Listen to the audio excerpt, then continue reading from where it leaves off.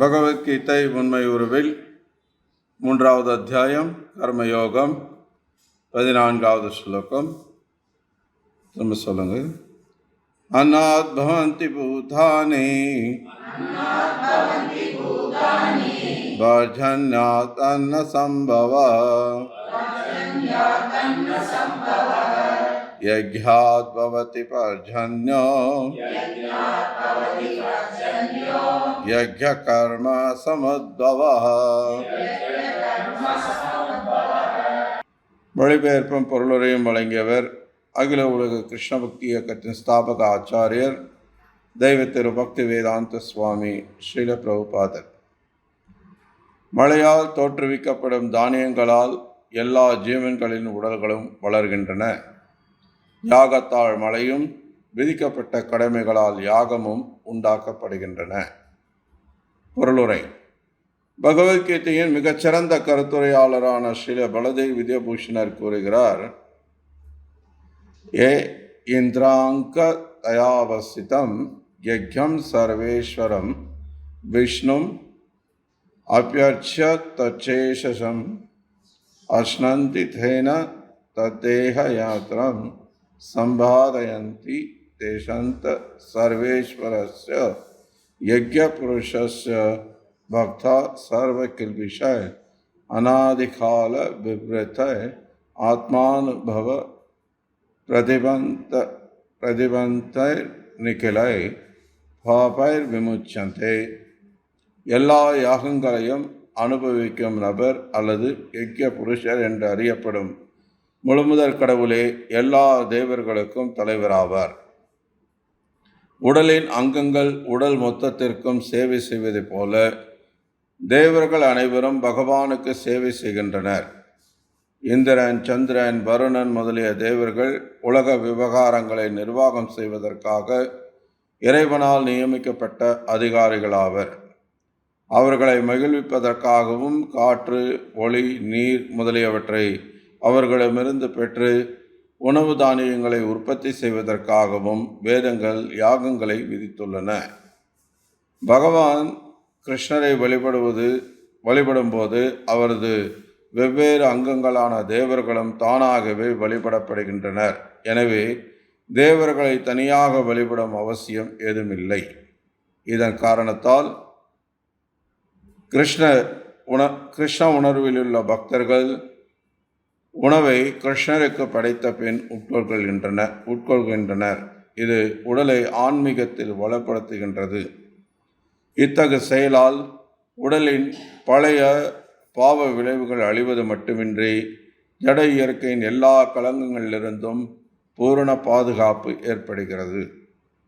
தொற்று வியாதி வேகமாக பரவும் போது தடுப்பு மருந்து உட்கொள்வதால் ஒருவன் அதன் தாக்கத்திலிருந்து தப்ப முடிகிறது.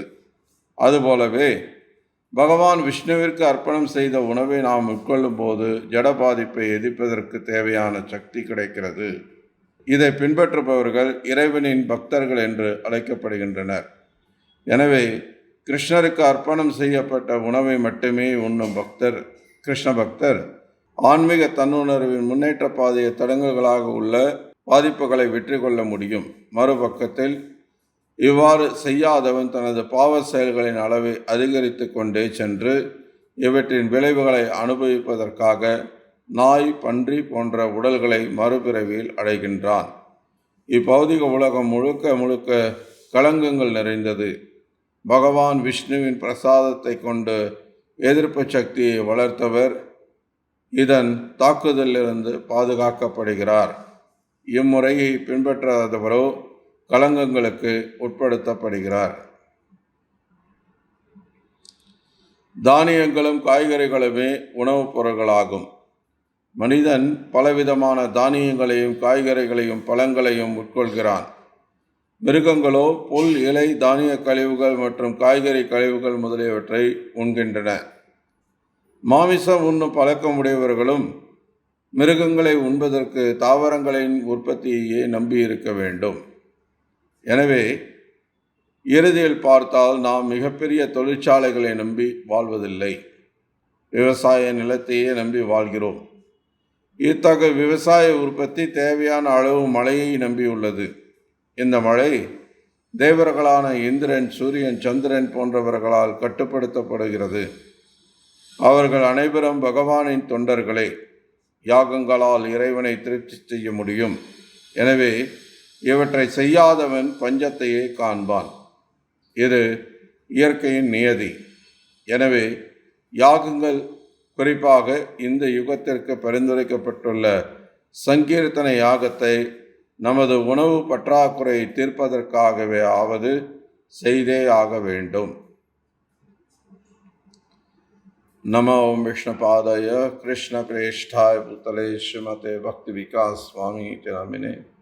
நமோ விஷ்ணுபாதாய கிருஷ்ண பிரேஷ்டாய புத்தலே ஸ்ரீமதே பக்தி வேதாந்த சுவாமி நாமினே. நமஸ்தே சாரஸ்வதி தேவி கௌரவாணி பிரச்சாரிணி निर्विशेष शून्यवादी पाश्चात्य देश तारिणे. जय श्री कृष्ण चैतन्य प्रभु नित्यानंद श्री अद्वैत गदाधर श्रीवासादि गौर भक्त वृंद. हरे कृष्णा कृष्ण कृष्ण हरे हरे, हरे राम राम राम हरे हरे. हरे कृष्णा. எல்லாருக்கும் வணக்கம். நீங்கள் 3வது அத்தியாயம் கர்ம யோகத்தை தொடர்ந்து கேட்டுக்கிட்டு இருக்கோம். இதுக்கு முன்னாடி கிருஷ்ணர் யாகங்கள் செய்கிறதை பற்றி பேசியிருந்தார். இது முந்தைய ஸ்லோகங்களில் தேவதாக்களை திருப்திப்படுத்த வேண்டிய அவசியம், முக்கியத்துவம் என்னன்றதை விளக்கியிருந்தார். அது தொடர்ந்து வரக்கூடிய ஸ்லோகம் இது. இங்கேயும் இந்த யஜ்ய கர்ம சமுத்பவ யஜ்யம் செய்வதோட முக்கியத்துவம் வலியுறுத்தப்படுது. அதுக்கு காரணங்கள் என்னன்றதையும் ரொம்ப அழகாக இங்கே சொல்லியிருக்கிறார். அன்னாத் பவந்தி பூதானி. பூதானி அப்படின்னா எல்லா உயிர்வாளிகளையும் குறிக்கிறது. மனிதர்கள் மட்டும் இல்லை, எல்லா உயிர்களுமே இருக்கக்கூடிய 84 லட்சம் வகையான உடல்களில் இருக்கக்கூடிய எல்லா உயிர்வாளிகளையும் குறிக்கிறது.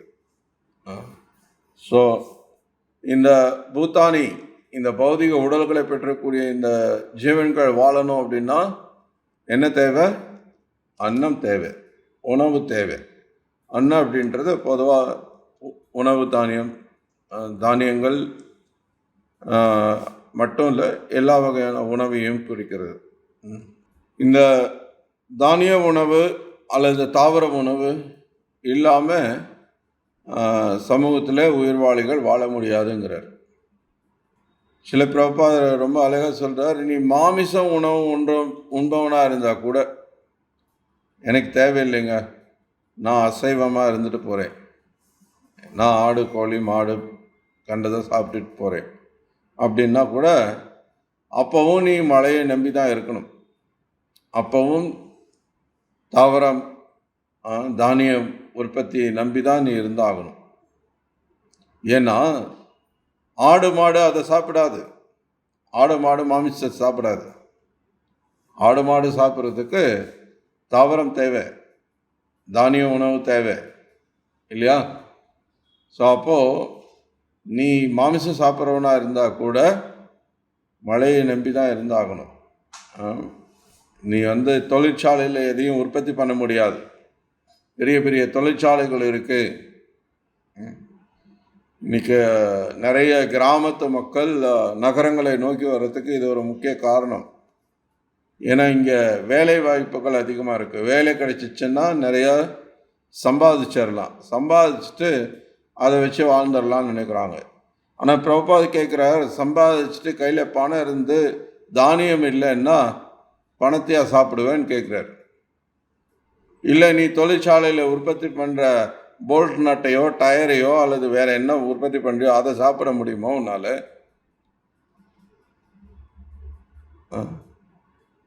பிரபுபாதர் பிருந்தாவனத்திலிருந்து டெல்லிக்கு அடிக்கடி பயணம் பண்ணுவார், அமெரிக்கா போகிறதுக்கு முன்னாடி. ஏன்னா இந்த பேக் டு கார்டிகேட்டட் அப்படின்ற அந்த பத்திரிக்கையை பப்ளிஷ் பண்ணி அதை அவரே விநியோகம் பண்ணணும். ஏன்னா அதை அச்சடித்து வெளியிடுறதுன்றது பெரிய விஷயம். ப்ராப்பர் அங்கே போய் ப்ரெஸ்ஸில் உட்காந்து அந்த எழுத்துக்கள் கோர்க்கிறதுலேருந்து ப்ரூஃப் ரீடிங் பண்ணுறதுலேருந்து எல்லாமே அவரே பண்ணணும். இல்லைன்னா அந்த ப்ரெஸ்காரங்க வேலை தான் அது. ஆனால் வந்து பிரபுபாதர் வந்து அதுக்கு பணம் கொடுக்க முடியாது, அவர்கிட்ட அவ்வளோ பணம் இல்லை. ஸோ அதனால் அந்த ப்ரெஸ்ஸுக்காரர் என்ன பண்ணுவாருன்னா இவருக்கு உதவி பண்ணுற வகையில் இருந்தார். அதனால் பிரபுபாதர் என்ன பண்ணுவார், கூட உட்காந்து அவங்க செய்ய வேண்டிய வேலைலாம் இவரே செய்வார். இந்த பிழை திருத்தம் பண்ணுறது அப்போல்லாம் வந்து எழுத்து இந்த ஒன்று ஒன்றா ஒரு எழுத்து வந்து எடுத்து கோர்த்து அதை வந்து கம்போஸ் பண்ணணும். இன்றைக்கி மாதிரி டைப் பண்ணிவிட்டு டிஜிட்டலில் பிரிண்ட் அப்படின்னு கொடுத்தா பிரிண்ட் ஆகி வெளில வந்துடுது. அந்த மாதிரி கிடையாது அன்றைக்கி, ஏன்னா. ஸோ அது வந்து பிரபுபாதர் அங்கேயே உட்காந்து பல மணி நேரங்கள் வேலை செய்வார் அந்த ப்ரெஸ்ஸில். அதை அச்சிட்டு வெளியில் வந்ததுக்கப்புறம் அந்த அச்சிட்ட பத்திரிகையை எடுத்துக்கிட்டு வீதியில் போய் தனி நபராக, அப்போ இவ்வளோ பெரிய இயக்கம் இல்லை, இவ்வளோ பக்தர்கள் கிடையாது, அவராகவே அதை விநியோகம் பண்ணுவார். டெல்லியில் இருக்கிற அந்த கடுமையான வெயிலில் அந்த வயசான காலத்தில் அது பெரிய பெரிய சவாலான ஒரு விஷயம். பிரபுபாதர் வந்து ரோட்டில் மயக்கம் போட்டுலாம் விழுந்திருக்கிறார், அந்த வெயிலினுடைய தாக்கம் தாங்காமல். அந்த மாதிரி எல்லாம் வந்து பிரபுபாதர் பண்ணிட்டு இருக்கும்போது ஒரு விஷயம் கவனிக்கிறார். டெல்லிக்கு போகும்போது பிருந்தாவனத்திலேருந்து பிருந்தாவனம் தாண்டினோடனே கொஞ்சம் தூரத்தில் இந்த குட்டியர்னு ஒரு டயர் கம்பெனி இருக்குது. அதோட தொழிற்சாலை அங்கே தான் வந்து உருவாக்கி வச்சுருந்தாங்க. பெருசாக கட்டி கிராமத்திலலாம் போய் விளம்பரப்படுத்தினாங்க. இந்த மாதிரி இங்கே ஒரு ஃபேக்ட்ரி இருக்குது, நீங்கள் வந்து அந்த ஃபேக்ட்ரியில் நிழலில் நின்றுட்டே வேலை செய்யலாம், உங்களுக்கு மாதம் ஆனால் சம்பளம் வந்துடும், அப்படி விளம்பரப்படுத்தினாங்க. ஏன்னா விவசாயம் பார்த்தவங்க எல்லாம் வந்து வெயிலில் இருந்து வேலை செய்யணும். ஏன்னா அது வந்து ஒரு எப்படி அவங்கள மக்களை ஈர்க்கிறது அப்படின்றத அவங்க யோசித்து இப்படியெல்லாம் வந்து பிளான் பண்ணாங்க. நீங்கள் நிழலில் இருந்துக்கிட்டே வேலை செய்யலாம், மாதம் ஆனால் கையில் காசு வந்துடும், நீங்கள் இங்கே மாதிரி மழையை நம்பி வெயிலில் காஞ்சிட்டு இருக்கணுன்ற அவசியம் கிடையாது, இப்படியெல்லாம் வந்து சொல்லி அட்ராக்ட் பண்ணி அவங்கள வர வச்சாங்க. ஸோ பிரபுபாதர் அதை மனசில் வச்சுக்கிட்டு உபன்யாசம் பேசும்போது அவர் சொல்கிறார், நீ என்ன டயரை சாப்பிட முடியுமான்னு கேட்குறாரு. இப்போ எல்லா கிராமத்தை விட்டுட்டு போயிட்ட, மாதம் சம்பளம் வர்றது, ஏன்னா பணத்தையும் சாப்பிட முடியாது, நீ உற்பத்தி பண்ணுற பொருளையும் சாப்பிட முடியாது, டயரையும் சாப்பிட முடியாது, இப்போ என்ன பண்ணுவே? மழை பெய்யல, தானியம் இல்லை அப்படின்னா என்ன சாப்பிடுவே? இதுக்கு பதில் கிடையாது. இன்னைக்கு எல்லாரும் பெருமைப்பட்டுக்கிறாங்க. ஒரு கிராமத்திலிருந்து ஒருத்தன் படித்து பட்டதாரி ஆகி ஒரு என்ஜினியராகவோ ஒரு டாக்டராகவோ அல்லது ஏதோ ஒரு பெரிய நிறுவனத்தில் வேலை கிடச்சி பெரிய சம்பளம் வாங்கக்கூடிய ஒரு நபராகவோ மாறினா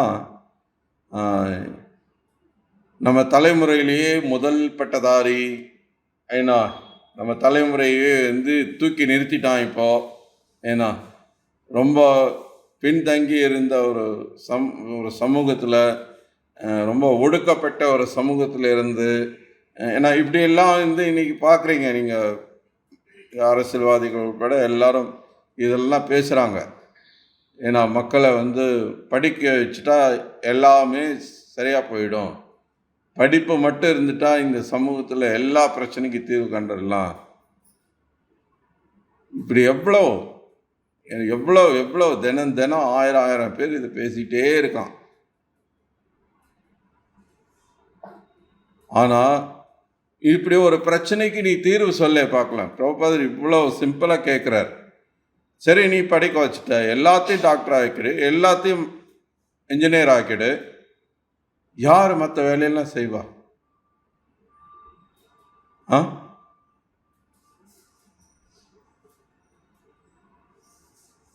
அமெரிக்காவில் இப்போ என்ன தெரியுமா நிலவரம்? உங்களுக்கு எல்லா வேலைகளையும் நீங்கள் கற்றுக்கிட்டு ஆகணும். எல்லா வேலையும் கார் கழுவுறதுலேருந்து நீங்கள் வீட்டில் எந்த வேலை, கார்பெண்டர் வேலையாக இருக்கட்டும், எலக்ட்ரிக்கல் வேலையாக இருக்கட்டும், எல்லாத்தையும் நீங்கள் கற்றுக்கணும். இல்லைன்னா ரொம்ப ஏன்னா பேமெண்ட் கொடுத்து நீங்கள் ஆளை வர வைக்கணும். ஒரு எலக்ட்ரிஷியன் ஒரு பல்பை மாட்டிட்டு போனோன்னா 1000 ரூபாய் கேட்டால் நீங்கள் கொடுத்து தான் ஆகணும். வேறு வழி இல்லை. இந்த நிலை தான் இங்கே வரப்போகுது. ஆல்ரெடி வந்துட்டுருக்கு. இப்போ படித்தவங்க இந்த ஐடிக்காரங்க இருக்கிற இடங்கள் எல்லாம் போய் பார்த்தீங்க அப்படின்னா எல்லாத்துக்கும் என்கிட்ட காசு இருக்குது, எடுத்து நீட்டுறான் எல்லாத்துக்கும். எவ்வளோ தூரம் நீ நீட்டுவ? எவ்வளோ தூரம் உன்னால் கொடுக்க முடியும்? இந்த சமூகம் இந்த படிப்பை கொடுத்துட்டா எல்லாம் சரியாக போயிடுன்றாங்களே, எப்படி சரியாக போகுது? எல்லாம் தலைகீழாக மாறுது இன்னைக்கு.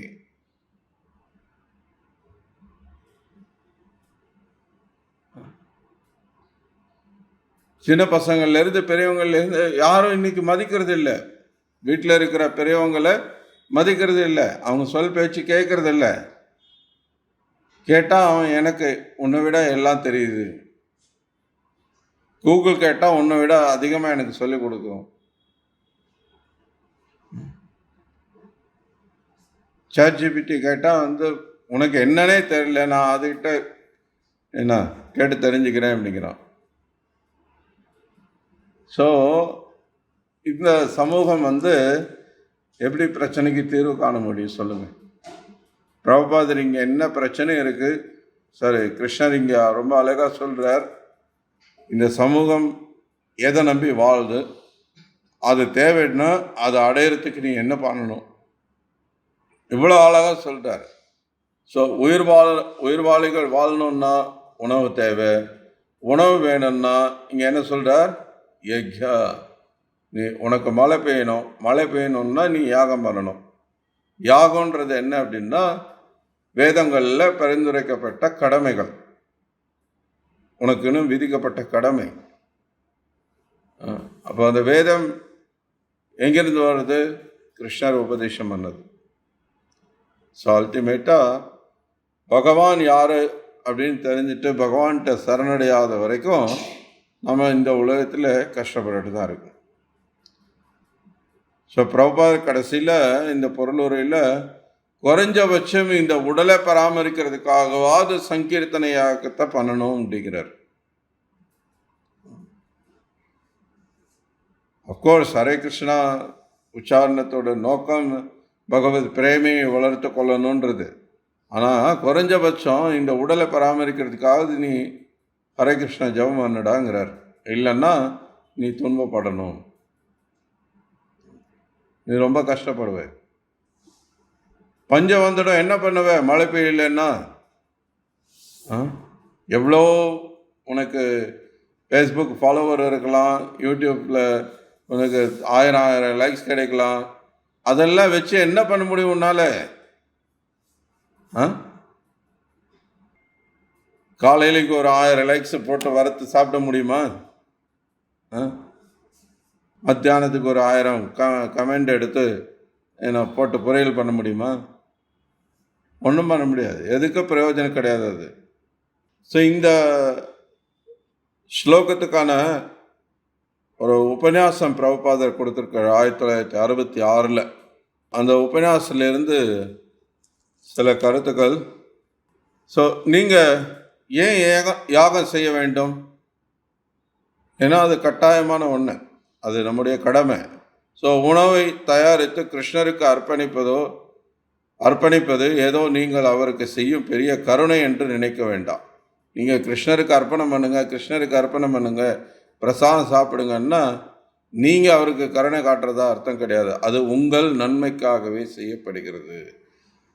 ஏன்னா நீங்கள் தூய்மை அடையணும், நீங்கள் இந்த பௌதிக இருப்பிலிருந்து விடுபடணும் அப்படின்னா இந்த பௌதிக களங்கத்திலிருந்து தூய்மை அடையணும். ஏன்?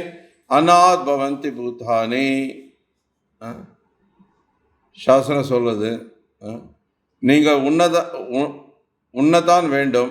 உணவு உண்ணாமலேயே ஏன் வாழ்க்கையை தொடர்வேன் என்று உங்களால் சொல்ல முடியுமா? எப்படின்னாலும் நீ சாப்பிட்டு தான் ஆகணும். நீ யாராக வேணா இரு, நீ அமெரிக்க அதிபராக இரு, ஏன்னா அல்லது மிகப்பெரிய புகழ் பெற்றவனாக இரு, அறிவாளியாக இரு, நீ என்ன வேணா இரு, சாப்பிடாமல் இருக்க முடியுமா? நீ சாப்பிட்டு தான் ஆகணும். ஸோ அது சாத்தியம் இல்லை. ஸோ நீ சாப்பிட்டு தான் ஆகணும். அநாத் பவந்தி பூதானி. நீங்கள் உயிர் வாழ விரும்பினால், உங்கள் உடலையும் ஆன்மாவையும் இணைத்து வைத்திருக்க விரும்பினால் நீங்கள் அன்னம் உட்கொள்ள வேண்டும். அன்னம் என்றால் உணவு அல்லது தானியங்கள், அதாவது இயற்கையான உணவு என்று பொருள். பொதுவாக அன்னம் என்பது உணவுப் பொருளை குறிக்கிறது. இவை மனிதர்கள் உண்பதற்கு நிலத்திலிருந்து விளைவிக்கப்படுபவை. மனிதர்களுக்காக நிலத்திலிருந்து பல பொருட்கள் விளைவிக்கப்படுகின்றன. தானியங்கள், பழங்கள், காய்கறிகள் என பலவும் அவை மனிதர்களுக்காகவே உருவாக்கப்பட்டவை.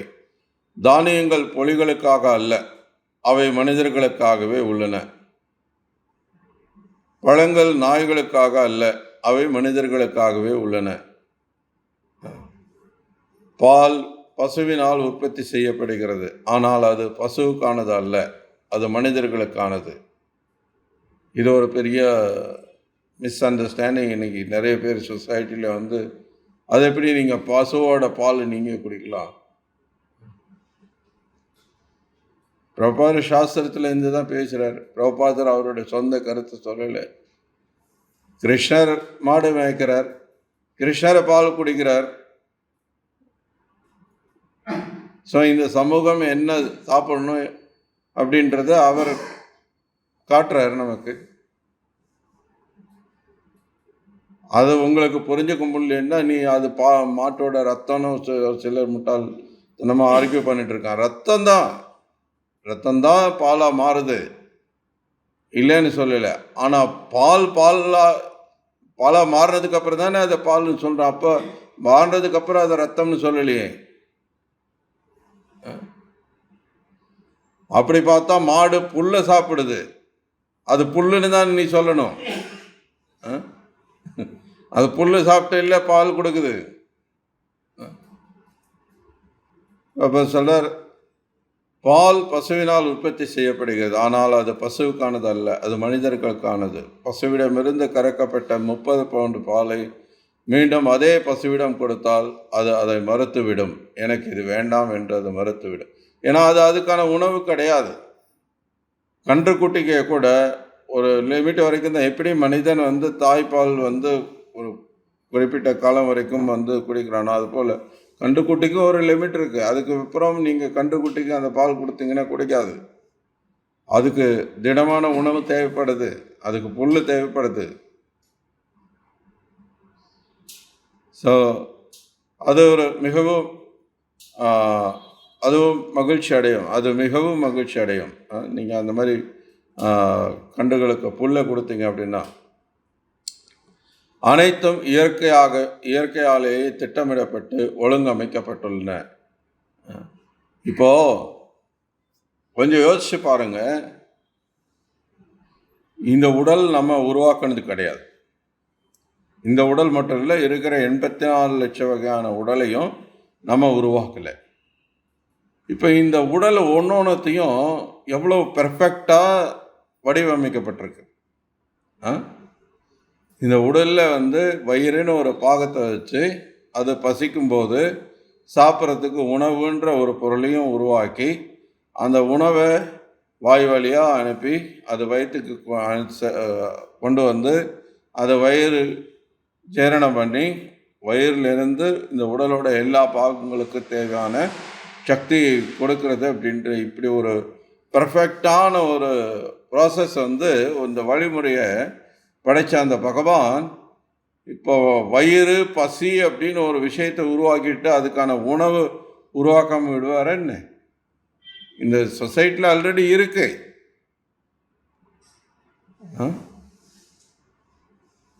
இந்த சமூகத்தில் பார்த்தீங்க அப்படின்னா மனித இனத்தை தவிர மீதி எந்த உயிரினமும் படித்து பட்டம் வாங்கி வேலைக்கு போய் சம்பாதிச்சு காசு கொடுத்து உணவு வாங்கி சாப்பிட்றது கிடையாது. மார்க்கெட்டுக்கு போய் சூப்பர் மார்க்கெட்டில் போனால் ஆடு மாடெல்லாம் வரிசையில் நிற்குதா என்ன? இல்லை. வேற எந்த உயிரினமாவது இந்த மாதிரி உணவு காசு கொடுத்து வாங்கி சாப்பிடுறதா? அப்போ இத்தனை உயிரினங்களுக்கு 84 லட்சம் வகையான உடல்களில் இவ்வளவு உடல்களுக்கு தேவையான உணவை பகவான் அவ்வளோ பக்குவமாக கொடுக்குறார். உங்கள் வீட்டில் எங்கேயோ ஒரு சின்ன ஓட்டை இருக்குது, அதில் பல நூற்றுக்கணக்கான எறும்புகள் இருக்குது. அதை பற்றி நீங்கள் என்னைக்காவது யோசிச்சிங்களா? அது ஐயோ அதெல்லாம் சாப்பிட்டுச்சா இல்லையோ? இல்லை. ஆனால் அது வாழ்ந்துட்டு தானே இருக்கு.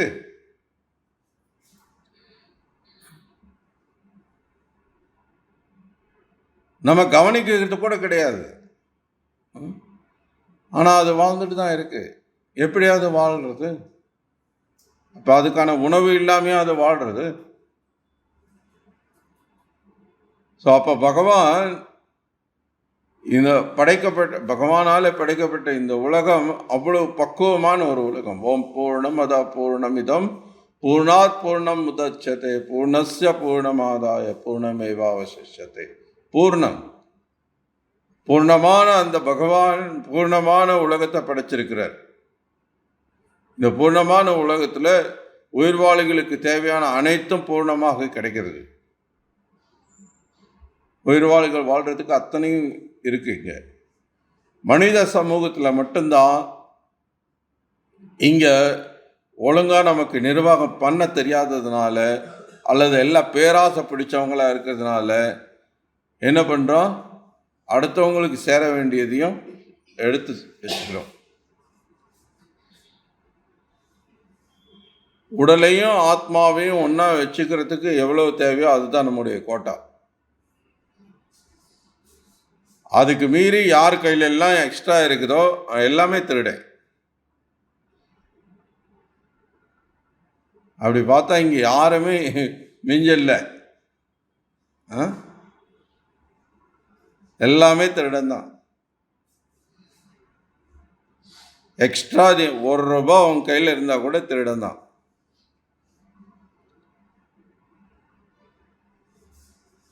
சரி, அதனால தான் வேத காலத்தில் பார்த்தீங்கன்னா இந்த பிராமணர்கள் அன்னைக்கு தேவையை தவிர மீதி இருக்கிறத எல்லாத்தையும் கொடுத்துடுவாங்க உடனே. ராஜாக்கள் அள்ளி அள்ளி கொடுத்தாங்க பிராமணர்களுக்கு. ஆனால் இந்த பிராமணர்கள் என்ன பண்ணுவாங்க? வாங்கி இப்படி அப்படியே என்ன ட்ரான்ஸ்ஃபர் பண்ணிடுவாங்க. அக்கௌண்ட்டுக்கு கூட போகாது. அப்படி வந்ததை அப்படியே எடுத்து அந்தாண்ட மாற்றி கொடுத்துருவாங்க. அன்னைக்கு என்ன தேவையோ அதை மட்டும்தான் வச்சுக்குவாங்க. தெரியும் அவங்களுக்கு. ஏன்னா நான் திருடன் ஆகிடுவேன். நான் திருடன் ஆகிட்டேன்னா அப்புறம் நான் எப்படி அமைதியாக வாழ முடியும்? என்னால் எப்படி அமைதியாக தூங்க முடியும்? என்னால் எப்படி சந்தோஷமாக வாழ முடியும்? என்னால் எப்படி நான் பிரம்மத்தை பற்றி நான் சிந்திக்க முடியும்? நான் எப்படி தியானம் பண்ண முடியும்? நான் திருடனாக இருக்கும் பட்சத்தில் மனசு உறுத்திக்கிட்டே இருக்கே. நீ அடுத்தவங்களத பிடுங்கி வச்சிருக்க. அடுத்தவன் பட்னியாக இருக்க. இன்னைக்கு இந்த சமூகத்தில் என்ன ஒரு ஒரு பைத்தியக்காரத்தனமான விஷயம் நடக்குது பாருங்க. ஒரு பக்கம் என்ன நான் ஏழைகளுக்கு உணவளிக்கிறேன், சாப்பாடு இல்லாதவங்களுக்கு அதை பண்ணுறேன் இதை பண்ணுறேன்னு. முதல்ல நீ பிடுங்கி வச்சிருக்கிறதெல்லாம் கொடு. ஏன்னா நீ பெரிய இங்கே பெரிய என்ன தானம் பண்ணி நீ பெரிய இங்கே கருணை உள்ள கொண்டவனா நீ வேஷம் போட்டுட்டு இருக்கிறத விட்டுட்டு முதல்ல நீ சேர்க்கறத நிறுத்து. அடுத்தவன்கிட்ட இருந்து பிடுங்கி வைக்கிற இல்லை, அதை நிறுத்தினாலே போதும், அவனுக்கு தானாக சாப்பாடு கிடைச்சிடும்.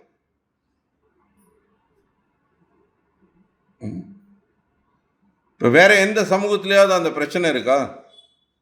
பறவை சமூகத்தில் எந்த எந்த ஒரு பறவையாவது பாருங்க, இந்த இந்த அந்த காக்கா வந்து எல்லாத்தையும் பிடுங்கிட்டு வந்துருச்சு ஆ அப்படின்னு மற்ற காக்காலாம் வந்து சண்டை போட்டு எங்கேயாவது பார்த்துருக்கீங்களா? அது போராட்டம் பண்ணி எங்கேயாவது பார்த்துருக்கீங்களா?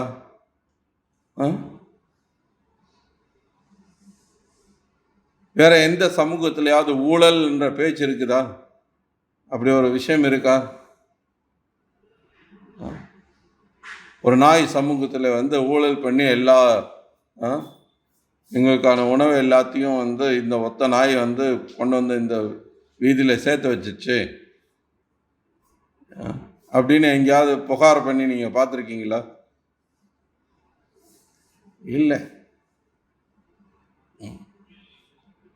அப்போ எங்கே பிரச்சனை இருக்கு? மனிதன்கிட்ட பிரச்சனை இருக்கு. மனிதனுடைய பேராசையினால பிரச்சனை இருக்கு. மனிதனுக்கு நிர்வாகம் பண்ண தெரியாததுனால பிரச்சனை இருக்கு. சொல்ற மக்கள் தொகை பெருகிடுச்சு அப்படின்னு ஒரு காரணத்தை சொல்றான் இந்த அரசியல்வாதிகள்லாம். அது எப்படிப்பா அது பிரச்சனை ஆகும்? மக்கள் தொகை பெருகுனா அது பலம் தானே.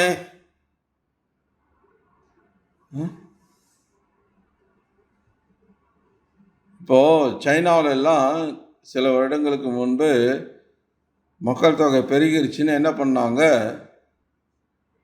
இந்த குடும்ப கட்டுப்பாடு வந்து ரொம்ப கட்டுப்படுத்திட்டாங்க. என்ன ஆகிப்போச்சு, ஒரு 20 வருஷத்துக்கு குழந்தைய பிறக்காமல் போயிடுச்சு யாருக்கும்.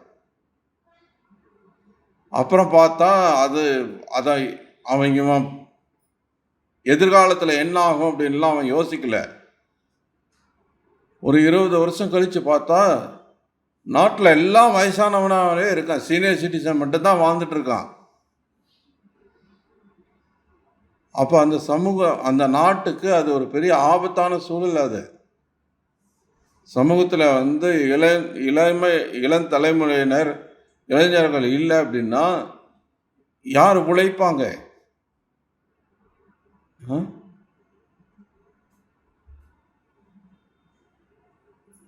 யார் வேலை செய்வாங்க?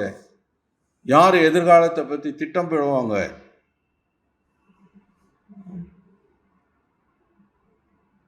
பாருங்க எவ்வளோ பைத்தியக்காரத்தனமான விஷயம் எல்லாம் இங்கே நடக்குது.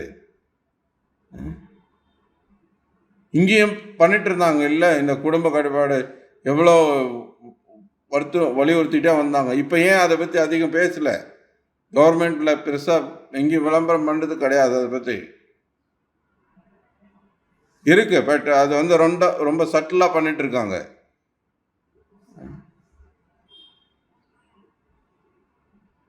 முன்ன மாதிரி அவ்வளோ பண்ணல. ஏன்னா இங்கேயும் சேம் அதே ப்ராப்ளம் வர இருந்தது. சைனாவை பார்த்து பாடம் கற்றுக்கிட்டாங்க.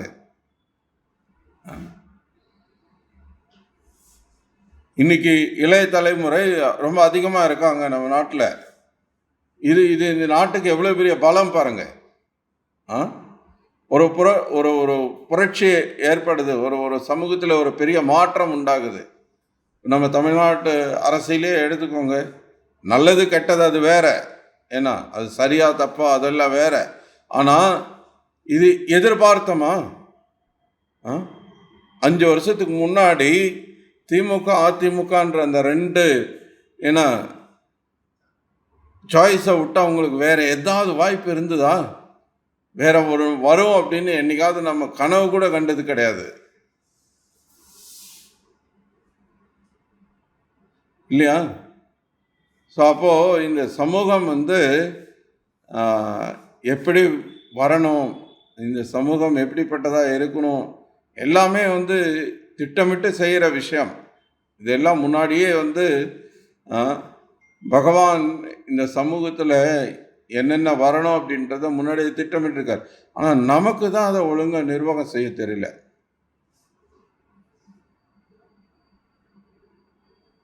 இந்த மனித சமூகத்தில் மட்டும்தான் இப்படி பிரச்சனைகள்லாம் வருது.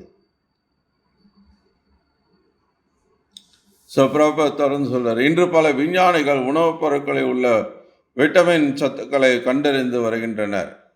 காய்ந்த புல்லில் என்ன விட்டமின் சத்து உள்ளது? மாடு அதை தானே சாப்பிடுது.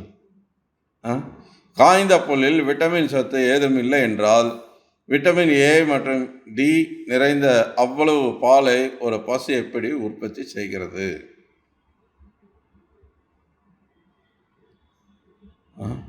எவ்வளவு ஒரு நியாயமான கேள்வி. காய்ந்த புல்லிலிருந்து விட்டமின்கள் எப்படி வருகின்றன? உடலுக்கு நலத்தை பேண மருத்துவர்கள் இன்று செயற்கை விட்டமின்களை பரிந்துரைக்கிறார்கள். ஆனால் காய்ந்த புல்லை உண்டு மனித வாழ்விற்கு இன்றியமையாத விட்டமின் ஏ மற்றும் டி நிறைந்த சிறந்த பாலை ஒரு பசு தருகிறதென்றால் அந்த புல்லில் என்ன விட்டமின் உள்ளது? எனவே இதில் எந்த விட்டமின் உள்ளது, இதில் எந்த விட்டமின் உள்ளது என்பது போன்ற கோட்பாடுகள் தவறானவை. அவை அப்படியே இருக்கட்டும். ஆனால் மனிதர்களுக்காகவே படைக்கப்பட்ட இயற்கையான உணவுகளில் இறைவனின் விருப்பப்படியும் இயற்கையின் விதிகளின்படியும் ஏற்கனவே விட்டமின்கள் நிறைந்துள்ளன. அன்னாத் பவந்தி பூதானி. ஸோ அன்னா உணவு அப்படின்றது எந்த உயிர்வாளிக்கு என்ன கிடைக்கணும், இதுதான் கருத்து. இங்கே என்னடா பிரபாதி விட்டமின் பற்றிலாம் பேசுகிறார். ஏன்னா நான் அதுதான் முன்னாடி சொன்னேன். இப்போது பகவான் வயிறு வாயெல்லாம் படைச்சிட்டு அதுக்கு தேவையான உணவு படைக்காம விட்டுருப்பாரா என்ன? எல்லாமே இருக்குது, ஆல்ரெடி பர்ஃபெக்டாக இருக்குது. ஆனால் அது நமக்கு தான் அது எப்படி உபயோகிக்கிறதுன்னு தெரியல. அதை விட்டுட்டு வேற எதையோ நம்ம தேடி போயிட்டுருக்கோம். ஸோ உங்களுக்கு ஆச்சரியமாக இருக்கலாம். நான் இல்லற வாழ்க்கையில் இருந்தபோது எனக்கு 22 வயதுடைய ஒரு வேலையாள் இருந்தார். பிரபாதருடைய அனுபவத்தை சொல்கிறார். அவர் மிகவும் பரமனாகவும் வலிமையாகவும் இருந்தார். ஒரு நாள் நான் அவரிடம் கேட்டேன். அவர் பெயர் பத்து. நான் அவரிடம், பத்து நீ என்ன சாப்பிடுகிறாய், அதனால்தான் இவ்வளவு பரமனாகவும் வலிமையாகவும் இருக்கிறாயா என்று கேட்டேன். அதற்கு அவர், ஐயா நான் இந்த தானியங்களை, அதாவது சோளம், மக்காச்சோளம் போன்றவற்றை மட்டுமே சாப்பிடுகிறேன் என்றார். தானியங்கள் பற்றி தெரியும் அல்லவா? அந்த தானியங்களை அரைத்து மாவாக்கி ரொட்டி செய்வார்கள். முழு தானிய பகுதியை சமைத்து சாதமாக உண்பார்கள். அவ்வளவுதான். ஒரு எளிமையான ஒரு வேலைக்காரர், ஏன்னா ஒரு பணியாளர் என்ன பண்ணுவார், என்ன சாப்பிடுவார்? ஏன்னா அரிசியோ கோதுமையோ என்ன தானியம் கிடைக்குதோ, சோளமோ என்ன கிடைக்குதோ அதை சாப்பிடுவாங்க. அதை சமைச்சு சாப்பிடுவாங்க. இல்லைன்னா அதை பவுடர் ஆக்கி நார்த் இந்தியாவாக இருந்தால் அதை ரொட்டி செஞ்சு சாப்பிடுவாங்க. இங்கே அவர் இன்னும் வகை வகையாக சாப்பிடல. நிறைய இதில் புரதச்சத்து இருக்குது, இதில் விட்டமின் இருக்குது, இதில் அது இருக்குது, இது அப்படிலாம் பார்த்து அவர் சாப்பிடல. ப்ராப்பர் என்ன சொல்லுவார், அவர் நல்ல பலமாக இருக்கிறார், உடல் நல்ல பரமனாக இருக்குது, நல்ல ஆரோக்கியமாக நல்ல நிறைய வேலைகளை செய்ய முடியுது அவரால்.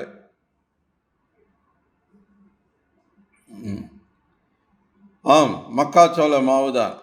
அவர் மிகவும் திடகாத்திரமாகவும் வலிமையாகவும் இருந்தார். அதிலிருந்தே அவருக்கு தேவையான அனைத்து சத்துக்களும் கிடைத்தன. அவர் ஏழையாக இருந்தால் வெண்ணெய், பால், இறைச்சி போன்ற எதையும் அவரால் சாப்பிட முடியவில்லை. எனக்கு புரோட்டீன் இல்லை, எனக்கு அது இல்லை, இது இல்லைன்னு அவர் போய் தேடிலாம் சாப்பிட்டுட்டு இருக்கல. என்ன இருக்குதோ அதை சாப்பிட்டார். அதில் அவருக்கு தேவையான சக்தி பகவான் கொடுத்துருக்கிறார். அந்த சமயத்தில் அவர் என்னிடமிருந்து வெறும் 22 ரூபாய் தான் ஊதியமாக பெற்றார். 22 ரூபாய் என்பது அமெரிக்க நாணய மாற்று விகிதப்படி பார்த்தால் அது மாதத்திற்கு $5 சமம். இந்த வருமானத்தில் அவர் எதைத்தான் செலவு செய்ய முடியும்? $5 வச்சுட்டு 22 ரூபாயை நீங்கள் சம்பளமாக வச்சுட்டு என்ன? அஃப்கோர்ஸ் இது 60களில் 60ன்னா பிரபாதர் இன்னொரு 10, 15, 20 வருஷம் முன்னாடி நடந்த விஷயத்த சொல்கிறாருன்னு வைங்க.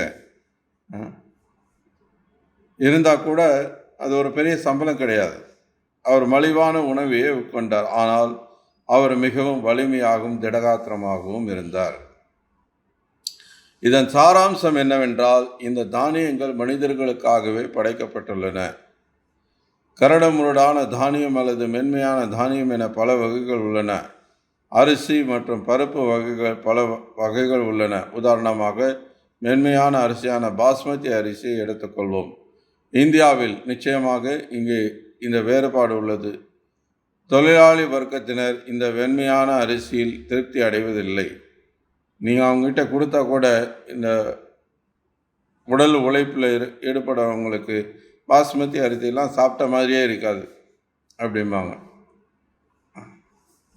அவங்களுக்கு நல்ல சோளம் கம்பு மாதிரி நல்ல திடமான உணவு இருந்தால் தான் அவங்களுக்கு சாப்பிட்ட மாதிரி இருக்கும், திருப்தியாக இருக்கும்.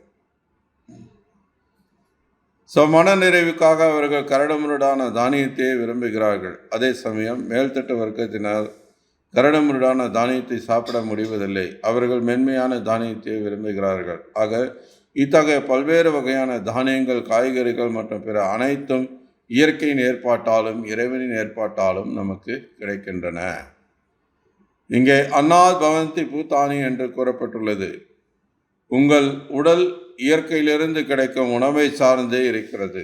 அன்னாத் பவந்தி பூதானி பர்ஜன்யாத்தி அன்ன சம்பவா.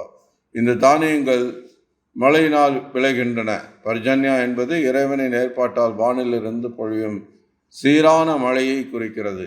இது உங்கள் ஏற்பாடு அல்ல. மழைப்பொழிவு என்பது உங்கள் கட்டுப்பாட்டில் உள்ளதல்ல. அது ஒரு தெய்வீக ஏற்பாடு. சீரான மழைப்பொழிவு இருந்தால் நம் வாழ்விற்கு தேவையான அனைத்தையும் உற்பத்தி செய்ய முடியும். மழை பெய்யறதுல இது இந்த சீரான மழைப்பொழிவுன்னு பிரபாதர் குறிப்பிடுறதுக்கு காரணம் என்ன அப்படின்னா, மழை பெஞ்சிட்டா போதாது. ஏன்னா எப்போ பெய்யணும், எவ்வளவு பெய்யணுன்றது இருக்கு. விவசாயி எல்லாம் விதைச்சி போட்டிருக்கான். விதைச்சு அந்த அன்னைக்கு மழை கனமாக பெஞ்சிச்சுன்னா விதையெல்லாம் அடிச்சுட்டு போயிடும், ஒன்றுமே முளைக்காது.